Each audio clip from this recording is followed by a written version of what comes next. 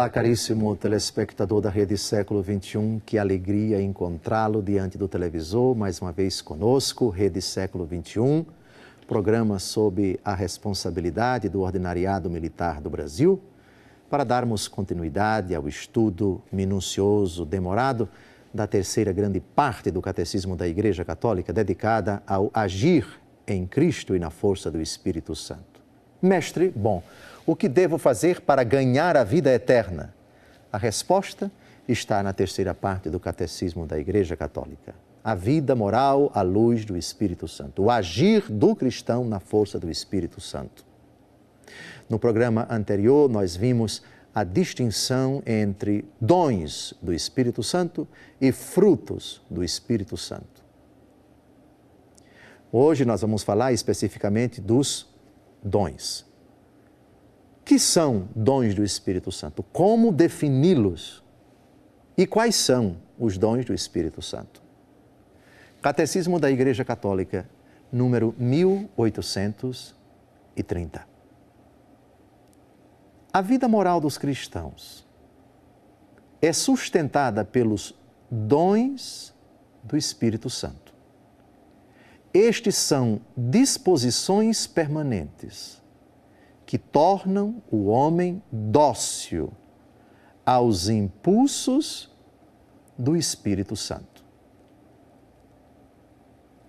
Disposições permanentes. Vamos chamá-los de aptidões.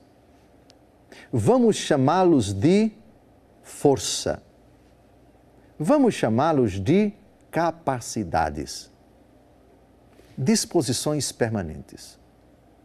O que é uma pessoa que tem uma disposição?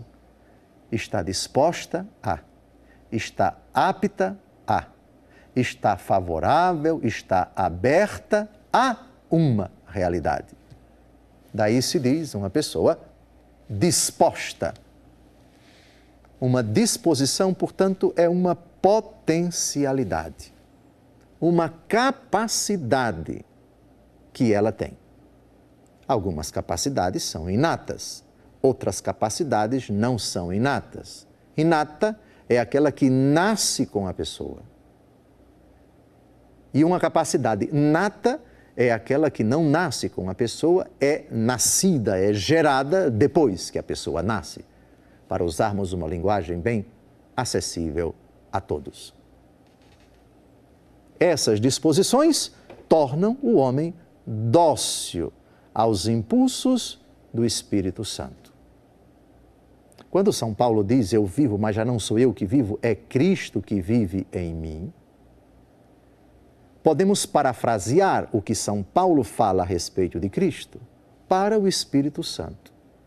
Se nós devemos ser dóceis a Jesus, que diz, eis que eu estou à porta e bato, se alguém abrir, entrarei e cearemos comigo, eu com ele e ele comigo, Apocalipse 3, versículo 20.